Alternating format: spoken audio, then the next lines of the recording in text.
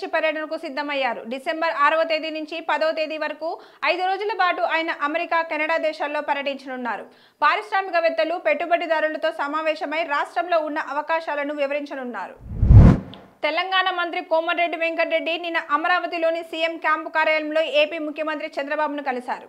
తెలంగాణ ప్రభుత్వం ప్రతిష్టాత్మకంగా నిర్వహిస్తున్న తెలంగాణ రైజింగ్ గ్లోబల్ సమ్మిట్ 2025కు హాజరు కావాల్సిందిగా చంద్రబాబును ఆయన ఆహ్వానించారు.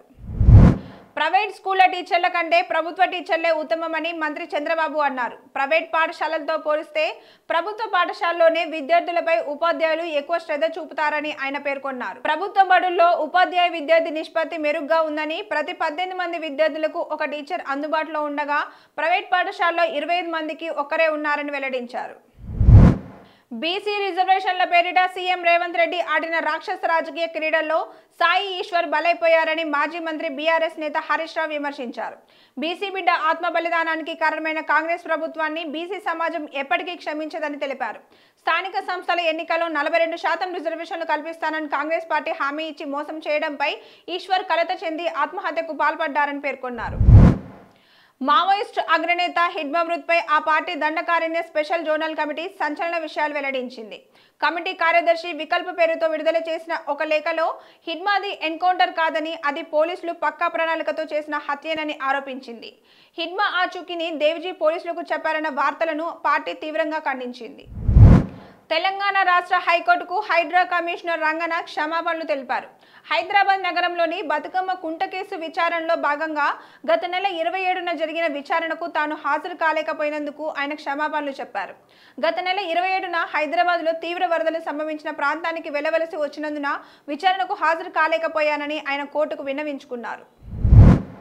విమానయాన సంస్థ అయిన ఇండిగో విమానాల రద్దుతో నెలకొన్న పరిస్థితులపై కేంద్ర ప్రభుత్వం దృష్టి సారించింది. పలు విమానాశ్రయాల్లో వందలాది మంది ప్రయాణికులు పడిగాపులు కాస్తున్న వేళ సమస్య మూలాలు తెలుసుకునేందుకు అత్యున్నత స్థాయి విచారణకు ఆదేశించింది. అంతేకాదు, ప్రయాణికులు వారి ఆత్మీయుల సౌలభ్యం కోసం 24/7 గంటలు పనిచేసేలా కంట్రోల్ రూమ్ ఏర్పాటు చేసింది. దివంగత రతన్ టాటా సవితి తల్లి, Tata trust chairman Noel Tata తల్లి సిమోన్ టాటా కన్నుమూశారు. ప్రస్తుతం ఆమె వయసు 95 ఏళ్లు. గత కొన్ని రోజులుగా అనారోగ్య సమస్యలతో బాధపడుతున్న సిమోన్ టాటా ముంబైలోని బ్రిజ్ కాండీ ఆసుపత్రిలో చికిత్స పొందుతూ ఇవాళ తుది శ్వాస విడిచారు. ఉక్రెయిన్ రష్యా యుద్ధంపై ప్రధాని మోదీ కీలక వ్యాఖ్యలు చేశారు. ఢిల్లీలో శుక్రవారం హైదరాబాద్ హౌస్లో పుతిన్తో జరిగిన సమావేశం సందర్భంగా ఆయన మాట్లాడుతూ చర్చల దౌత్యం ద్వారా ఉక్రెయిన్ సంక్షోభానికి పులిస్టాప్ పెట్టాలని పేర్కొన్నారు. కెనడా మాజీ ప్రధాని Justin Trudeau American pop star Katy పెర్రీతో డేటింగ్లో ఉన్నట్లు జోరుగా ప్రచారం జరుగుతున్న వేళ కీలక పరిణామం చోటు చేసుకుంది.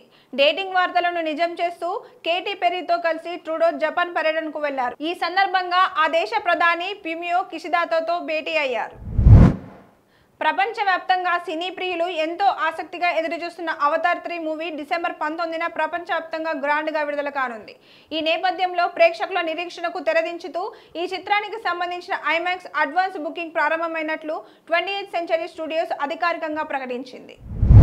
హీరోయిన్ భాగ్యశ్రీ బోర్సే దైవ చింతనకు సంబంధించిన ఒక ఆసక్తికరమైన విషయాన్ని అభిమానులతో పంచుకున్నారు.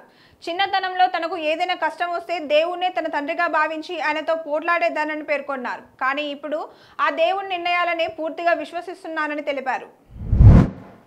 ఐపీఎల్ వేలానికి ముందు పలువురు విదేశీ ఆటగాళ్లు కొత్త మెలిక పెట్టారు. తాము సీజన్ మొత్తానికి అందుబాటులో ఉండలేమని బీసీసీఐకి తెలిపారు. విదేశీ ఆటగాళ్లైన జోష్ ఇంగ్లీష్, అగర్, సదర్లాండ్, రిలీ రూసో 2026లో జరగబోయే ఐపీఎల్లో 4 మ్యాచ్లు మాత్రమే ఆడతామని బీసీసీఐకి తెలిపినట్టు తెలుస్తుంది. Please subscribe to the channel and download the Politicos app from the links in the description.